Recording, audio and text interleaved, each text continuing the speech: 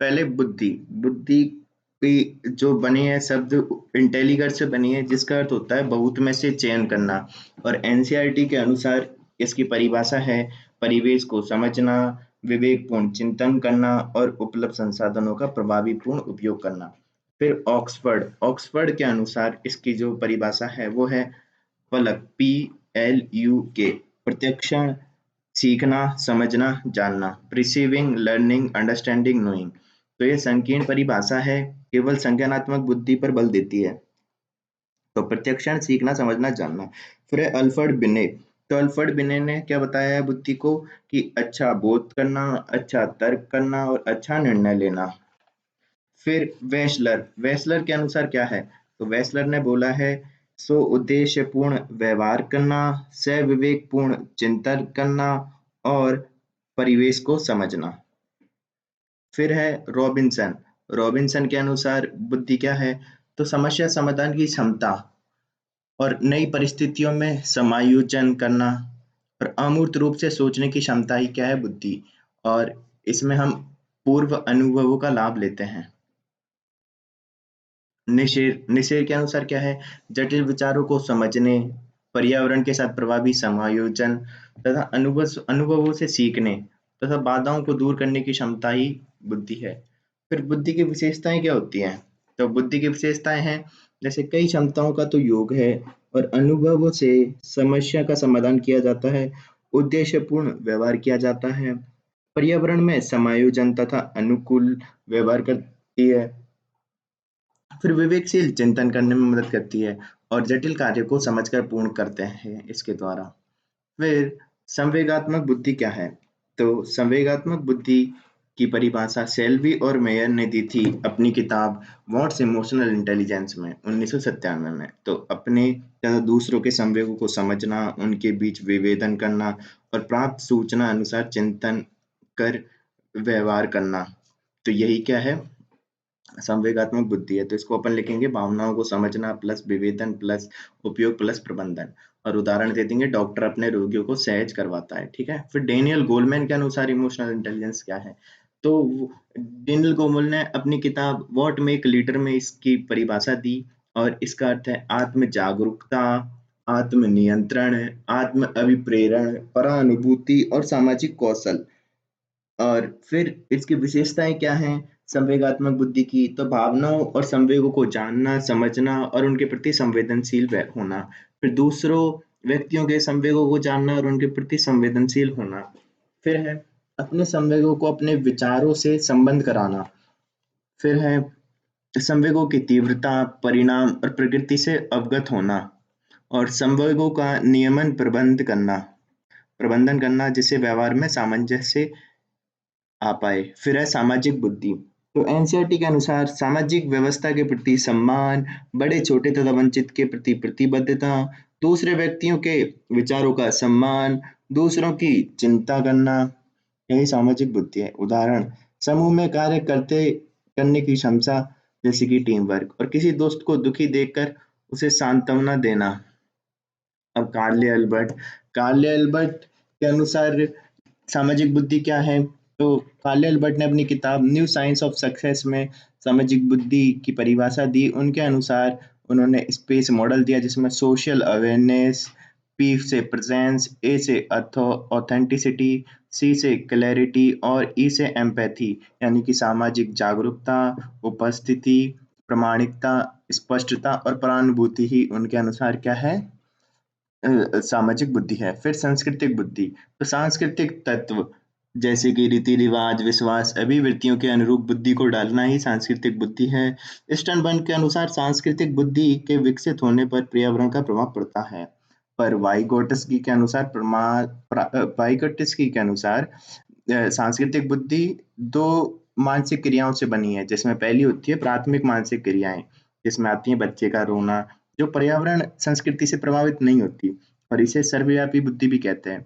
पर दूसरी होती है उच्च मानसिक क्रियाएं जिसमें चिंतन, गणितज्ञ, समान ये आती हैं जो संस्कृति का प्रतिफल है। फिर पश्चिमी देश और गैर पश्चिमी देश की सांस्कृतिक बुद्धियों में क्या फर्क है? तो पश्चिमी देश विश्लेषण करने, अच्छा निष्पादन करने, लक्ष्य उन्मुख, उपलब्धि उन्मुख, तार्किकता होने पर बल देते हैं। वहीं गैर पश्चिमी देश संज्ञानात्मक के साथ साथ सामाजिक संबंधों को बनाने को भी कौशल मानते हैं। और फिर पश्चिमी देश व्यक्तिगत उपलब्धता पर बल देते हैं और गैर पश्चिमी देश सामूहिक उपलब्धता पर बल देते हैं। अब भारत की समाकलित बुद्धि भी एक प्रकार की सांस्कृतिक बुद्धि है। तो क्या है भारत की समाकलित बुद्धि? तो भारतीय परंपरा में सामाजिक एवं वैश्विक पर्यावरण से जुड़ाव पर बल देती है। जैसे कि हमारे G20 की थीम थी, एक पृथ्वी, एक परिवार, एक भविष्य।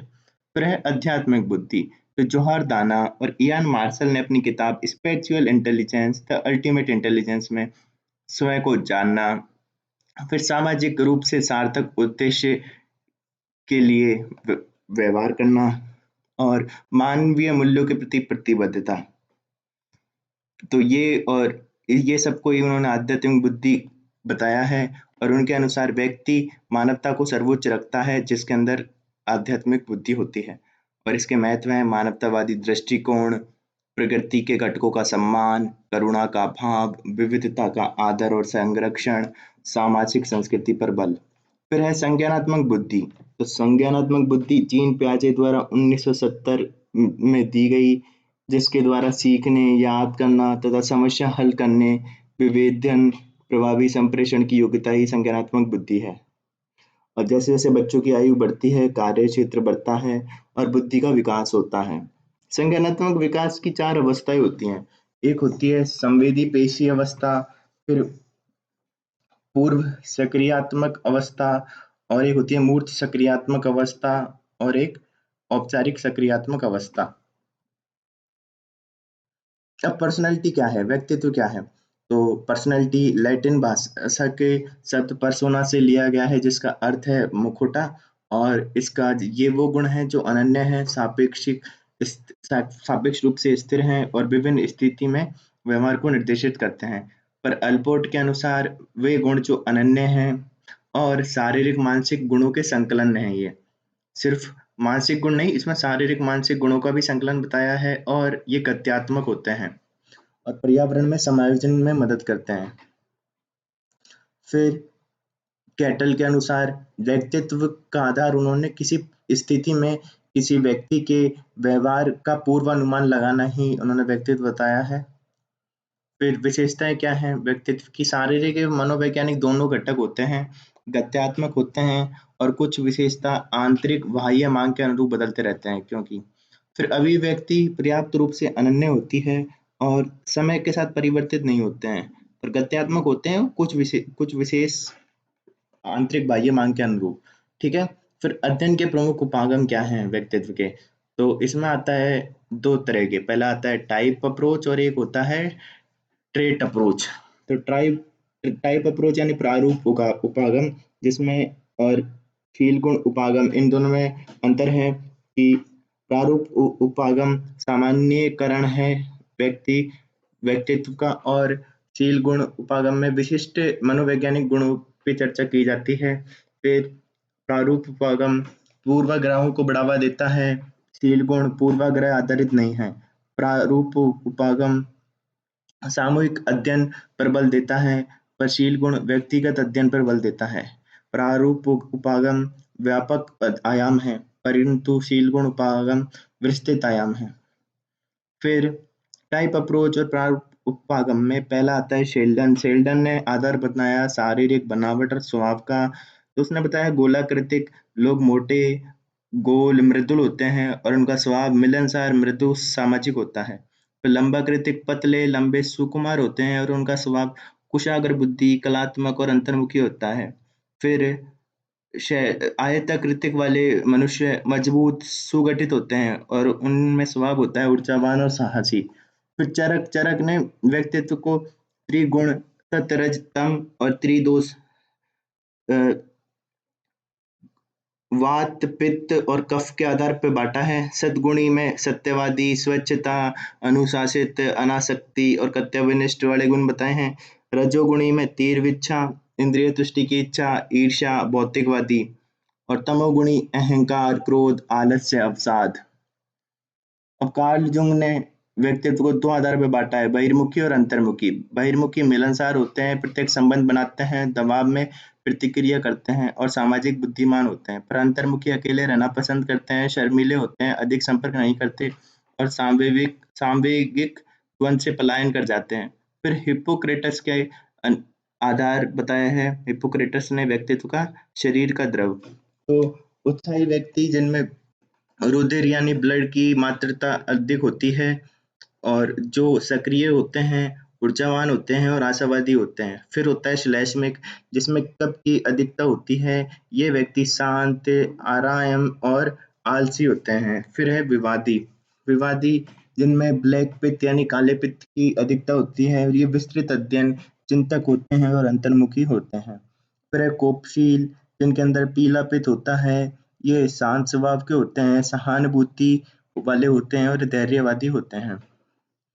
फिर है फ्रीडमैन और रोजरमैन का आधार। इन्होंने मनोसामाजिक जोखिम कारक के आधार बताया है और इन्होंने type A, type B, type C, type D में बांटे हैं। टाइप ए के व्यक्ति उच्च स्तरीय अभिप्रेरक होते हैं, धैर्य की कमी होती है और समय की कमी होती है और अनुभव होता है और कार्य बोझ इन पे होता है और इनके अंदर उच्च रक्तचाप की बीमारी होती है।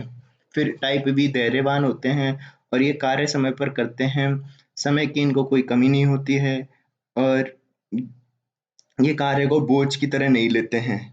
फिर है टाइप सी, ये सहयोगशील होते हैं, धैर्यवान होते हैं, आज्ञाकारी होते हैं और ये अपने क्रोध का दमन कर लेते हैं, इसलिए इनको कैंसर वाली बीमारी होती है। फिर टाइप डी, तो अवसाद की प्रवणता होती है। ये आकर्षक व्यक्तित्व होता है इनका, अत्यंत संवेदनशील होते हैं और व्यवहार जटिल होता है। फिर सील गुण सिद्धांत, तो इसमें पहले आते हैं ऑलपर्ट। तो ऑलपर्ट ने गुणों को तीन भागों में बांटा है। पहला होते हैं प्रमुख विशेषक, कुछ होते हैं केंद्रीय विशेषक और कुछ होते हैं गौणशील गुण, जिनमें पहला प्रमुख विशेषक में आते हैं प्रमुख गुण, जो घनिष्ठ रूप से मनुष्य से जुड़े होते हैं और संपूर्ण जीवन इनके चारों ओर व्यतीत होता है, जैसे कि गांधी जी का अहिंसा सिद्धांत, धोनी का कैप्टन कूल। फिर केंद्रीय विशेषक होते हैं जो व्यक्तित्व निर्माण में मदद करते हैं और प्रशंसा पत्र, नौकरी पत्रों में हम इनका उल्लेख करते हैं, जैसे कि ईमानदारी, परोपकारिता आदि। फिर है गौणशील गौण गुण गौणशील गुण, जिनमें सबसे कम और सामान्यकृत विशेषताएं पाई जाती हैं, जो कि हो गए जैसे कि भाषण देते समय नर्वस होना। फिर है रेमंड कैटल। तो रेमंड कैटल कारक विशेषक विश्लेषण के आधार पर 16 प्रकार के होते हैं और उन्होंने इसको स्रोत एवं सतही गुणों में विभाजित किया है। स्रोत गुण होते हैं जो अधिक स्थिर होते हैं, व्यक्तित्व मूल आधार होता है और व्यक्तित्व का मूल आधार होते हैं ये, और भावनात्मक स्थिरता इनमें अधिक होती है और ये जैसे कि चिड़चिड़े और शांत। फिर हो गए सतही गुण, जो गुण को दर्शनीय योग्य बनाते हैं और ये स्रोत गुण के साथ अंतर क्रियाएं करते हैं, ये जैसे हो गए ईमानदार होना इत्यादि। फिर अगला आता है आइजेंक। तो आइजेंक ने जैविक व अनुवांशिक कारक के आधार बनाया बताया है अपने शील गुण का, और उन्होंने इसके आधार पर जैविक और अनुवांशिक के आधार पर तीन तरह के शील गुण बताए हैं। जो पहला बताया है अंतर्मुखी बनाम बहिर्मुखी, फिर है तंत्रिका तापी बनाम सांवेगिक स्थिरता और मनस्तापी बनाम सामाजिकरण। फिर पॉल कोस्टा एवं रॉबर्ट मैक्रे ने ओशियन सिद्धांत दिया, जिसमें उन्होंने शील गुण को ओशियन सिद्धांत के आधार पर बताया, जैसे ओपननेस, फिर है कॉन्साइंटियसनेस, फिर है एक्सट्रोवर्ट, फिर है एग्रीवेबलनेस और फिर है न्यूरोटिसिज्म। तो खुलापन, जो होते हैं नए विचार और रचनात्मक व्यक्ति होते हैं, कल्पनाशील होते हैं। फिर है कर्तव्यनिष्ठा, जो लक्ष्य उन्मुखी व्यक्ति होते हैं और मेहनती होते हैं। फिर बहिर्मुखता, या जो मिलनसार होते हैं, बातूनी होते हैं और मनोरंजक होते हैं। फिर है सहमति जन्यता, तो ये व्यक्ति सहयोगी होते हैं, विश्वसनीय होते हैं। फिर होते हैं तंत्रिका तापी वाले व्यक्ति, जो घबराहट, भावुक, चिंतित और असुरक्षित होते हैं। फिर है मूल्यांकन, तो आत्म प्रतिवेदित, ये व्यक्ति मूल्यांकन कैसे करेंगे व्यक्तित्व का, तो पहला होता है आत्म प्रतिवेदन से। इसमें हम सेल्फ रिपोर्टिंग करते हैं, जिसमें हम प्रत्यक्ष मूल्यांकन करते हैं, परंतु ये कम विश्वसनीय है, उसमें उत्तर बदला जा सकता है और ये वस्तुनिष्ठ होते हैं। फिर प्रक्षेपी तकनीकें होती हैं और कुछ व्यवहारपरक तकनीकें होती हैं, तकनीकें जिनमें अप्रत्यक्ष मूल्यांकन होता है, अधिक विश्वसनीय होती हैं क्योंकि इनमें उत्तर नहीं बदला जा सकता और ये आत्मनिष्ठ होती हैं। फिर प्रक्षेपी तकनीक में क्यों की जाती है? क्योंकि अचेतन अभिप्रेरणा और भावनाओं का मूल्यांकन करने में मदद करती है, अचेतन अभिप्रेरणा का और भावना मूल्यांकन का। फिर इसमें पहला आता है रोशार्क इंक बोल्ट परीक्षण, जिसमें 10 स्याही के धब्बे वाले कार्ड होते हैं, जिसमें 5 सफेद, 2 लाल, 3 रंगीन होते हैं। आकृति पर अनुक्रिया आकृति पर अनुक्रिया के अनुसार हम व्यक्तित्व का परीक्षण करते हैं। फिर कथनांक संप्रत्यक्षण परीक्षण आ गया, जो मॉर्गन व मुरे द्वारा प्रतिपादित है 1930 में। इसमें कुल 31 कार्ड होते हैं, 30 पे कहानी लिखी होती है और एक खाली होता है। इसमें मानव जीवन की घटनाओं से संबंधित चित्र होते हैं और छोटी सी कहानी लिखने को कहा जाता है। उसके आधार पर व्यक्तित्व का निर्धारण किया जाता है। इसका भारतीय रूप उमा चौधरी जी ने लिखा और इसमें 5 बातें पूछी जाती हैं, जो कि नायक कौन है, आवश्यकता क्या है, प्रेस क्या है, थीमा क्या है और परिणाम क्या है। फिर वाक्य समापन परीक्षण, तो अपूर्ण वाक्य व्यक्ति द्वारा पूर्ण करवाया जाता है, जैसे मुझे ये गर्व है कि। फिर इसमें यह है अर्थ प्रक्षेपी तकनीक है, तो वाक्य समापन परीक्षण। फिर है रोजरविंग का चित्रगत कुंठा सिद्धांत, तो इसमें व्यंग चित्रों से विभिन्न परिस्थितियां प्रदर्शित की जाती हैं। एक व्यक्ति दूसरे व्यक्तियों को कुंठात्मक देखकर प्रतिक्रिया करता है और इसका भारतीय रूप उदय पारिक ने दिया है। फिर व्यक्तांकन चित्रण विधि, तो इसमें व्यक्ति का चित्रांकन करना, चित्र के आधार पर कहानी और चित्रांकन के आधार पर परीक्षण किया जाता है। तो उंगलियां अगर बड़ी है तो व्यक्ति आक्रामक रूप है और सिर बड़ा है तो बुद्धिमान है। फिर आत्म प्रतिवेदन, इसमें आती है MMI मिनेसोटा मल्टीफेजिक पर्सनालिटी इन्वेंट्री, तो प्रकाशन 1943 एडी में किया। इसमें कुल 567 प्रश्न होते हैं, 10 सब स्केल में विभाजित है, प्रत्येक कथन के सही या गलत निर्णय होते हैं। फिर मनोवैज्ञानिक बीमारियों के विश्लेषण में सहायक है, भारतीय रूप मलिक जोशी ने लिखा, जो है जोधपुर बहुपक्षीय व्यक्तित्व सूची। फिर है आईजेंक व्यक्तित्व प्रश्नावली, ये 1975 में दी गई। इसमें 3 आयाम पे 32 विशेषज्ञों की सूची होती है और यह शुरू में 52 प्रश्न इसमें पूछे जाते थे, पर संशोधित प्रश्नावली में 100 प्रश्न और 18 प्रश्न में विभाजित कर दी गई है। फिर 16 प्राथमिक कारक प्रश्नावली, तो रेमंड कैटल द्वारा प्रतिपादित है। इसमें 164 कथन होते हैं, उपयोग किया जाता है उच्च स्तर के विद्यार्थियों एवं वयस्कों के लिए कैरियर में गाइड हेतु। फिर व्यवहार परक विश्लेषणात्मक विश्लेषण मापन विधि, तो विभिन्न स्थितियों में व्यक्ति का व्यवहार, व्यक्तित्व की सूचना और जैसे कि साक्षात्कार, प्रेक्षण और स्थिति परक परीक्षण आदि से हम इनके बारे में जानकारी करते हैं, लेते हैं। फिर है साक्षात्कार, जिसमें प्रश्न पूछे जाते हैं और धारणा विकसित की जाती है। प्रेक्षण में प्रशिक्षित प्रेक्षक द्वारा व्यक्तित्व का मूल्यांकन किया जाता है। स्थिति परक परीक्षण में विशेष परिस्थितियों में व्यवहार का अध्ययन किया जाता है और नाम निर्देशन में उपयोग इसका उपयोग करते हैं हम समकक्षी का मूल्यांकन करने हेतु, जिसमें हम व्यक्ति के समकक्षी से उसके बारे में प्रश्न करते हैं। फिर व्यक्तित्व के निर्धारक तत्व क्या है? तो व्यक्तित्व विकास को प्रभावित करने वाले कारक में पहला होता है जैविक कारक, जिसमें होता है शारीरिक संरचना। अगर शारीरिक रूप से कोई व्यक्ति मजबूत है तो वह सकारात्मक दृष्टिकोण रखेगा लक्ष्यों के प्रति, पर अस्वस्थ व कमजोर व्यक्ति नकारात्मक दृष्टिकोण रखेगा। फिर है जैविक कारक में ही दूसरा अंतःस्रावी ग्रंथियां, तो एड्रिनलिन, पैराथायरॉइड, थायरॉइड आदि से निकलने वाले हार्मोन की कमी या अधिकता भी व्यक्तित्व को निर्धारित करती है। फिर पर्यावरणीय कारक कुछ होते हैं, तो ये जैविक के अलावा अन्य कारक में पर्यावरणीय कारक, जिसमें संबंध कैसा है समाज के साथ, संस्कृति से संबंध कैसा है, जैसे कि अधिक लाड़ प्यार वाले बच्चे पर नकारात्मक प्रभाव पड़ जाता है, पर पारिवारिक संबंध जिनमें अच्छे हैं वे उन बच्चों में आत्मविश्वास की अधिकता देखी गई है। और विद्यालय परिवेश कैसा है। फिर अधिगम, अधिगम का परिभाषा है अभ्यास, अनुभव द्वारा व्यवहार में व्यवहार की क्षमता में और स्थायी परिवर्तन लाना। तो विशेषता क्या है? व्यवहार में परिवर्तन आता है, परिवर्तन अपेक्षाकृत स्थायी होता है और परिवर्तन बाह्य और आंतरिक दोनों हो सकते हैं। सदैव किसी न किसी प्रकार का अनुभव शामिल है और यह सृजनात्मक होता है। फिर अधिगम की शैलियाँ। तो अधिगम शैलियाँ जो सीखने का कार्य सुगम, सरल और रुचिपूर्ण बनाती हैं। जैसे कि एंडरसन ने 2 प्रकार की अधिगम शैलियाँ बताई, जिसमें संवादात्मक और विश्लेषणात्मक। संवादात्मक में सामग्री का अधिगम एक संपूर्ण इकाई के रूप में किया जाता है और मौखिक सूचनाओं के लिए अच्छी स्मृति है ये। और इसमें अशैक्षणिक क्षेत्रों में अधिक कार्योन्मुख होते हैं ये लोग और प्राधिकारियों से प्रभावित होते हैं। मानवीय सामाजिक सामग्री का अध्ययन अच्छा करते हैं और इसमें अंतर्ज्ञानात्मक चिंतन किया जाता है। और ये लोग पारंपरिक विद्यालय शैली से द्वंद करते हैं और ये उद्दीपक न मिलने से कार्य पे हट जाते हैं, पर होते हैं विश्लेषणात्मक परख व्यक्ति।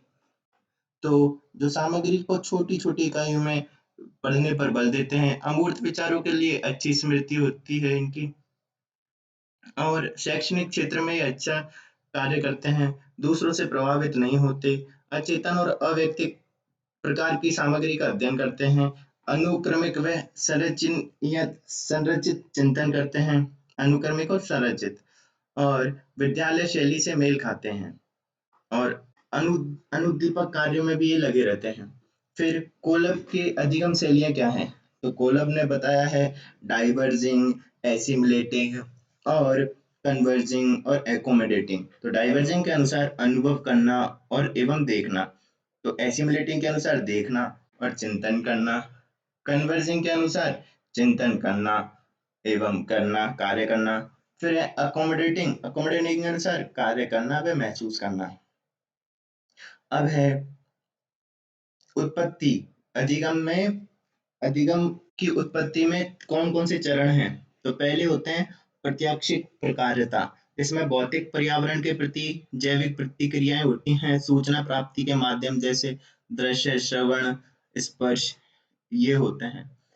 फिर सूचना प्रसंस्करण, तो ज्ञान इंद्रियों से प्राप्त सूचनाओं के प्रसंस्करण से संबंधित होता है ये चरण और इसमें समस्याओं में सूचना का उपयोग कैसे करें इसका विश्लेषण किया जाता है। फिर व्यक्तित्व प्रतिरूप, तो परिवेश के साथ अंतर क्रिया के तरीके हर व्यक्ति के अलग होते हैं, प्रत्येक व्यक्ति का सूचना देखने याद करने का पसंदीदा व विशिष्ट तरीका होता है। तो यह तीसरा चरण है व्यक्तित्व प्रतिरूप। फिर स्मृति क्या है? तो स्मृति सूचना ग्रहण करने, लंबे समय तक बनाए रखने और मानसिक प्रक्रिया है। इसके 3 चरण होते हैं। कूट संकेतन, जिसमें सूचना को पहली बार प्राप्त किया जाता है, सूचना का अर्थ निकाला जाता है ताकि भविष्य में उपयोग किया जा सके। फिर भंडारण, सूचना को संग्रहित किया जाता है ताकि बाद में उपयोग किया जा सके और लंबे समय तक बनाए रखे जा सके। और फिर तीसरा चरण होता है पुनरुद्धार का, जिसमें संग्रहित जानकारी को जागरूकता में लाया जाता है और उपयोग विभिन्न संज्ञानात्मक कार्यों में किया जाता है। फिर स्मृति की अवस्था का मॉडल क्या है? तो ये एटकिंसन एवं शिफ्रिन ने दिया। सूचनाएं संवेदी स्मृति में जाती हैं पहले। संवेदी स्मृति यानी ज्ञान इंद्रियों से प्राप्त सूचना, जिसमें चित्रात्मक या प्रतिध्वन्यात्मक प्रकार की सूचनाएं होती हैं और यह स्मृति में संचय क्षमता प्रबल होती है और अवधि इसमें 1 सेकंड से कम की होती है। और यहाँ पे अवधान होने पे ये सूचना अल्पकालिक स्मृति में चल जाती हैं, जिसकी संचयी क्षमता कम होती है और अवधि 30 सेकंड होती है।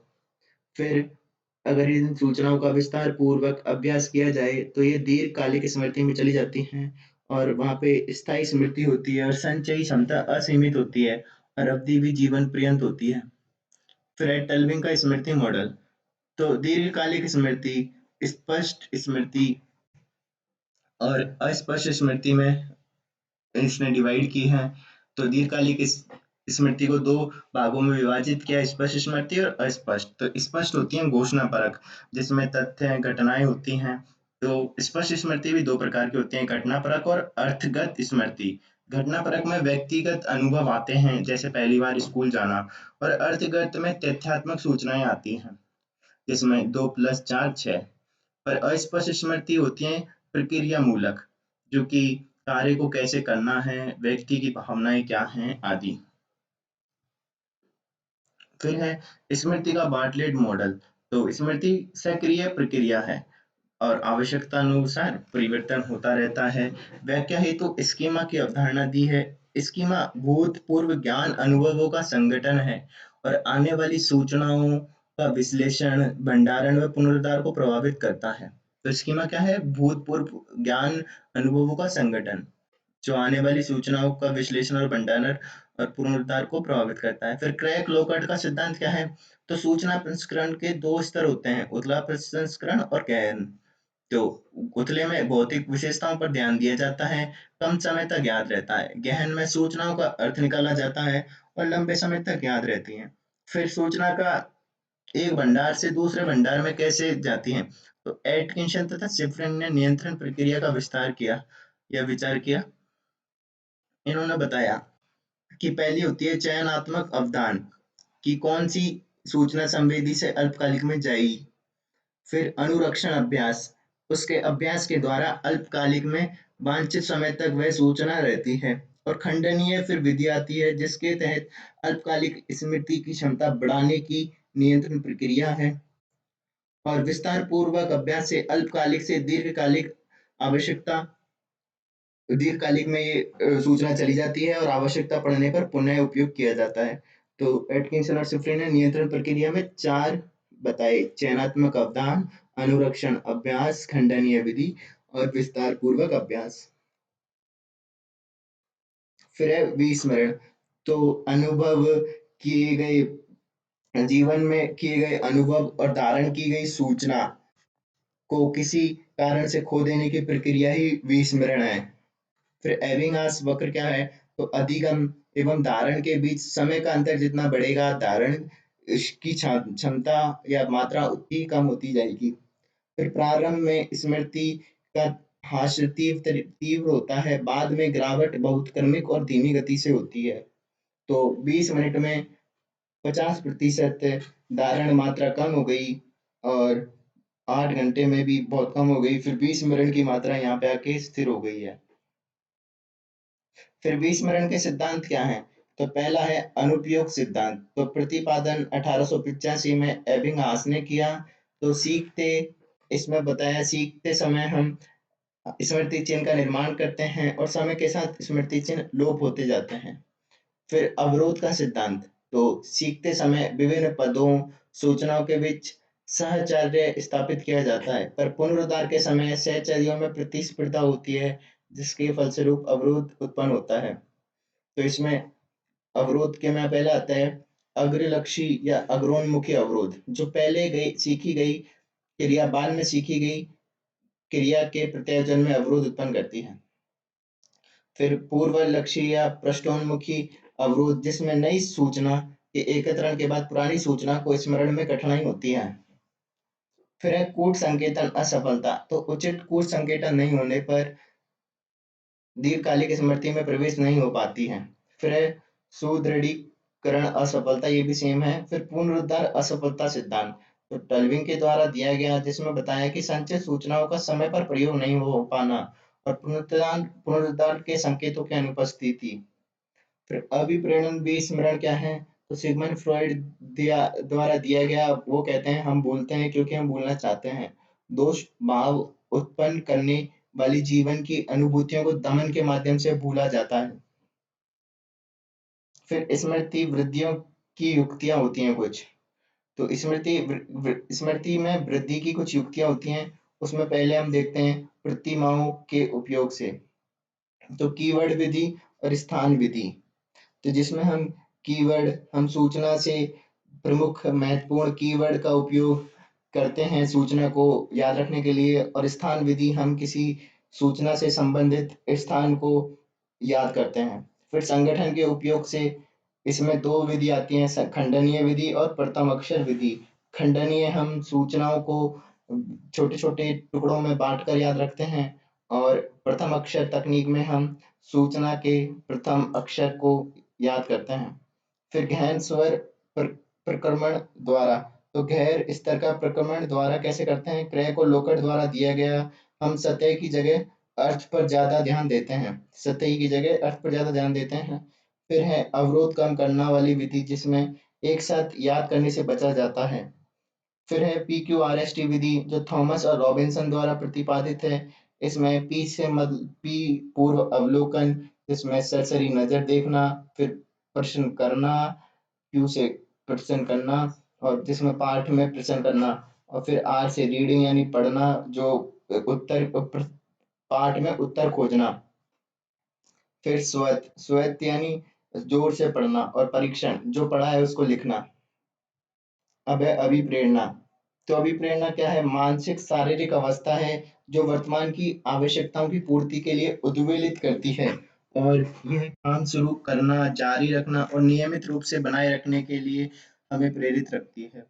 फिर अभिप्रेरणा चक्र क्या है? आवश्यकताएं होती हैं, कुछ उनके लिए अंतर्नाद होता है, और वह हमें उद्वेलन करता है। उद्वेलन के कारण लक्ष्य होता है, और लक्ष्य की फिर हम उपलब्धि कर लेते हैं, और उसके बाद हमारे उत्तोलन में कमी होती है, और फिर से हमारी नई आवश्यकताएं आ जाती है। अभिप्रेरणा आकलन की विधियां क्या हैं? तो है प्रश्नावली विधि, तो सुगम एवं प्रचलित विधि है। अभिप्रेरण से संबंधित इसमें प्रश्न पूछे जाते हैं और मूल्यांकन किया जाता है। फिर है प्रक्षेपण विधि, तो अस्पष्ट और असंगठित सामग्री दी जाती है, और व्याख्या से अचेतन मन के सामाजिक अभिप्रेरक व्यक्त किए जाते हैं। तो ऐतिहासिक घटनाओं का विश्लेषण करके, जिसमें हम समाचार पत्रों की खबरों और ऐतिहासिक घटनाओं को वस्तुनिष्ठ विश्लेषण करते हैं, और वहां से हम अभिप्रेरकों की जानकारी प्राप्त करते हैं। फिर परिस्थिति जन्य परीक्षण, जिसमें हम विशेष परिस्थिति में क्रिया प्रतिक्रिया का परीक्षण करते हैं। फिर है चयन विधि, तो उपलब्ध विकल्प में से एक विकल्प के चयन और चयन के लिए उत्तरदायी कारकों का विश्लेषण करते हैं। फिर अवरोध विधि, तो बार बार विफल होने पर भी कार्य को पूरा करने का प्रयास कर क्यों करते हैं, उसके लिए उत्तरदायी कारकों का हम विश्लेषण करते हैं।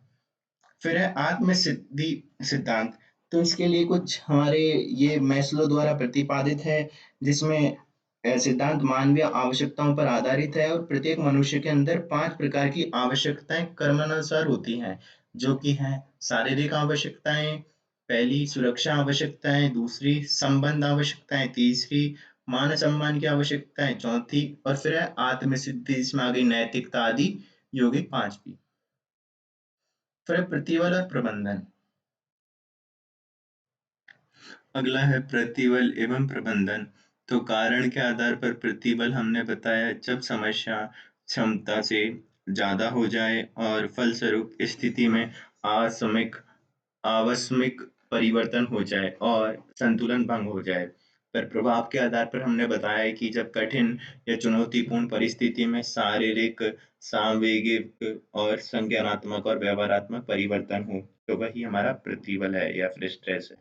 यह विद्युत की भांति होता है, जो ऊर्जा प्रदान करता है और हमें उद्वेलन देता है, उद्वेलन में वृद्धि करता है। फिर और निष्पादन कार्य को बढ़ाता है, कार्य के निष्पादन को बढ़ाता है, और अधिक विद्युत की तरह अगर ये ज्यादा हो जाए तो हमें खराब भी कर देता है। फिर शैले ने स्ट्रेस यानी कि प्रतिबल के दो कारण बताए, दो प्रकार बताए, यू स्ट्रेस और डिस्ट्रेस। तो यू स्ट्रेस लाभकारी दबाव है, निष्पादन बढ़ाता है और इच्छित तनाव है। पर डिस्ट्रेस व्यवहार पर नकारात्मक प्रभाव डालता है, बुरा और अवांछित और अतार्किक है। यू स्ट्रेस सकारात्मक है, अल्पकालिक है, ऊर्जा अभिप्रेरण प्रदान करता है और निष्पादन बढ़ाता है। उदाहरण, मैच खेलने से पूर्व होता है। पर विपत्ति यानी कि डिस्ट्रेस, यह नकारात्मक है, अल्पकालिक है और दीर्घकालिक है, दोनों हो सकते हैं, और ये अभिप्रेरणा को अवरुद्ध कर देता है, निष्पादन को गिराता है। और उदाहरण जैसे कि अभिभावकों के बीच तलाक। फिर विपत्ति में जैसे दो प्रकार की विपत्ति हो गई, डिस्ट्रेस भी दो प्रकार के हो गए, एक होते हैं एक्यूट और एक होते हैं क्रॉनिक यानी कि चिरकालिक। तो घटनापरक होते हैं, तीव्र होते हैं, तीव्र यानी एक्यूट यानी घटनापरक होते हैं, कम समय के लिए होते हैं और तीव्रता अधिक होती है, जैसे कि बाइक का पंचर होना। फिर चिरकालिक, ये क्रॉनिक, जो अत्यधिक नुकसानदायक होते हैं, लंबे समय के लिए होते हैं और तीव्रता इनकी कम होती है, परंतु ये बहुत खतरनाक होते हैं, जैसे कि माता पिता का तलाक होना, ठीक है। फिर दबाव के अन्य प्रकार, जैसे कि एक होते हैं अति दबाव यानी हाइपर स्ट्रेस, जिसमें किसी को निर्धारित सीमा से अधिक कार्य करने के लिए कहना, और ये छोटी सी घटना भी तीव्र और सांवेगिक अनुक्रिया को जन्म दे सकती है। परंतु अल्प दबाव क्या होता है? जब व्यक्ति अरुचिकर और चुनौतीहीन परिस्थिति में हो, तो वह अल्प दबाव है। मतलब उसके काम तो कम है, परंतु वह अरुचिहीन है, उसको रुचि नहीं है उसमें, वो वाला है। अब कारणों के आधार पर प्रतिबल क्या है? तो भौतिक व पर्यावरणीय कारक होते हैं, जिसमें भौतिक मांगों के कारण हमारी शारीरिक स्थिति में परिवर्तन, जैसे पौष्टिक भोजन की कमी, नींद की पूरी न होना, और बाहरी कारणों तथा दूसरों से अंतर क्रियाओं के परिणाम स्वरूप, जैसे बीमारी, पड़ोसियों से परेशानी आदि। ये हो गया हमारा सामाजिक कारण, सामाजिक दबाव। फिर है मनोवैज्ञानिक दबाव, जिसमें हम समय मस्तिष्क में उत्पन्न प्रत्येक व्यक्ति के लिए विशिष्ट होता है, और स्रोत आंतरिक होते हैं इसके, और कारण इसका कुंठा, द्वंद आदि होते हैं, और ये हम स्वयं अपने मस्तिष्क में उत्पन्न करते हैं, मस्तिष्क में, ठीक है। फिर प्रतिबल के कारण जीवन की घटनाएं होती हैं, जिसमें दिनचर्या को बाधित करने वाली घटनाएं, जो जीवन को उथल पुथल करने वाली कुछ घटनाएं होती हैं, जैसे कि संबंध टूटना इत्यादि। फिर ये परेशान करने वाली घटनाएं, जो दबावों की प्रकृति व्यक्तिगत होती है ये, और ये मनोवैज्ञानिक और स्वास्थ्य इनमें निम्न स्तर का होता है, जिन व्यक्तियों में ये देखा जाता है, और ये दैनिक जीवन की घटनाएं होती हैं। तो ये दैनिक जीवन की वे घटनाएं होती हैं, वो ज्यादा उथल पुथल करने वाली नहीं होती हैं, जैसे कि बिजली पानी की समस्या। तो ये हो गई परेशान करने वाली घटनाएं। फिर है आघात आघातक घटनाएं, जो गंभीर घटनाएं शामिल होती हैं, प्रभाव कुछ समय के लिए दिखाई देता है, और सामना करने के लिए विशेषज्ञों की मदद भी लेनी पड़ती है, जैसे सड़क दुर्घटना, सुनामी, भूकंप। फिर दबाव के लक्षण क्या होते हैं? तो होते हैं संज्ञानात्मक, कुछ होते हैं शारीरिक, कुछ होते हैं संवेगात्मक, और कुछ होते हैं व्यवहारात्मक। तो संज्ञानात्मक में जैसे आ गए कमजोर स्मृति होना, एकाग्रता का अभाव होना, गलत निर्णय लेना, केवल नकारात्मक देखना। फिर शारीरिक में सिर दर्द होना, सीने में दर्द होना, चक्कर आना, तेज हृदय गति। फिर संवेगात्मक में मनस्थिति में परिवर्तन, आराम न कर पाना, डर, और अवसाद और अकेलेपन का भाव होना। फिर व्यवहारात्मक में आत्मसम्मान की कमी, अनियमितता और नशे का सेवन। फिर प्रतिबल की प्रकृति क्या होती है? तो प्रकृति क्या होती है? तीन तरह की प्रकृति होती है: प्रतिक्रिया के रूप में, प्रक्रिया के रूप में, और अभिप्रेरक के रूप में। तो प्रतिक्रिया के रूप में हेंस और शैली द्वारा बताया गया, जिसके अनुसार दबाव किसी मांग के प्रति शरीर की अविशिष्ट अनुक्रिया है। अविशिष्ट यानी कोई विशिष्ट नहीं है, सब में एक तरह का ही होता है। और इन्होंने एक सिद्धांत दिया, जिसको कहते हैं सामान्य अनुकूलन संलक्षण का सिद्धांत। तो इन्होंने इसके चरण बताए कि सचेत प्रतिक्रिया का चरण, जिसमें संघर्ष या पलायन के लिए तैयार रहता है व्यक्ति, और इसमें ग्रंथियों से हार्मोन का स्रावण बढ़ जाता है, और अनुक्रिया करने के लिए प्रेरित होता है इस चरण में। फिर प्रतिरोध का चरण, जिसमें संसाधनों का अधिक व सावधानी पूर्वक प्रयोग करने के लिए प्रेरित होता है, और खतरे का सामना व मुकाबला करने का प्रयास करता है। फिर परिश्रांति चरण, जिसमें शरीर क्रियात्मक तंत्र प्रभावी नहीं रहता, और रोग रोग इसमें उच्च रक्तचाप की संभावनाएं बढ़ जाती हैं।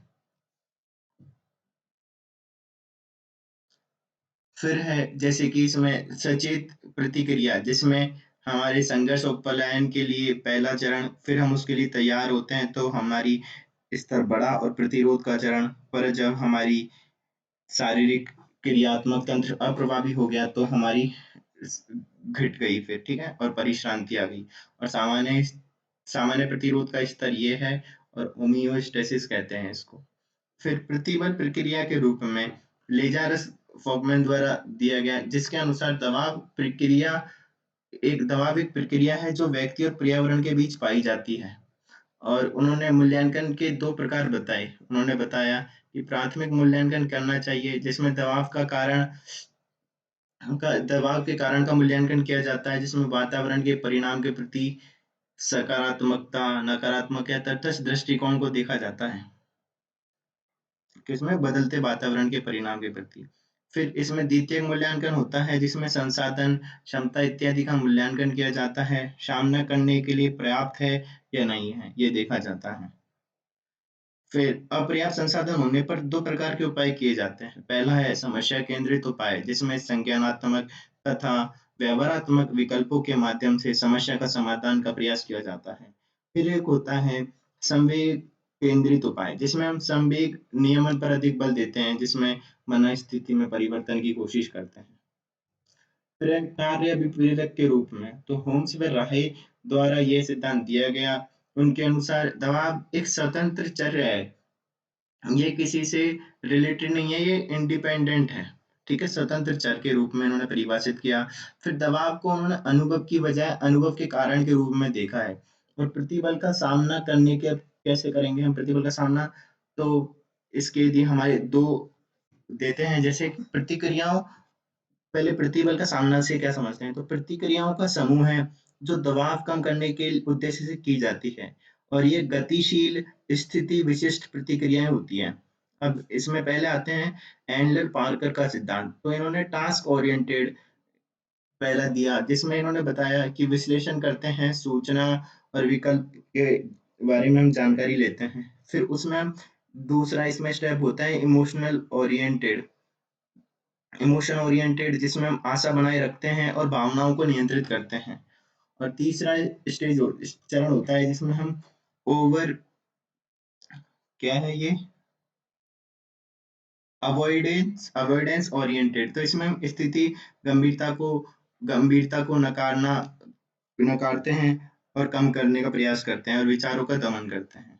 फिर प्रतिबल का सामना हम दूसरे तरीके में लेजारस फैगमोन ने बताया, फैमोन ने, जिसमें गत्यात्मक प्रक्रिया बताई और व्यक्तिगत गुण नहीं है। और उन्होंने इसकी दो उपाय बताए, समस्या केंद्रित और संवेग केंद्रित उपाय। फिर प्रतिबल प्रबंध तकनीकें कौन कौन सी हैं, तो पहली है विश्रांति तकनीक, जिसमें मन को शांत किया जाता है और शरीर को विश्राम किया जाता है। तो मन को शांत और शरीर को विश्राम के लिए हम अभ्यास करते हैं विश्रांति तकनीक में।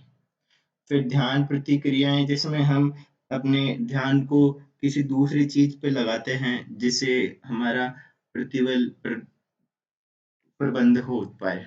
फिर है बायो फीडबैक, तो मनोवैज्ञानिक कारणों का नियंत्रण होता है, जिसमें जागरूकता पहले हम करते हैं अपने बारे में, फिर कुछ स्थिति में नियंत्रण किया जाए और फिर दैनिक जीवन में उसको उतारा जाए, अंतरण किया जाए।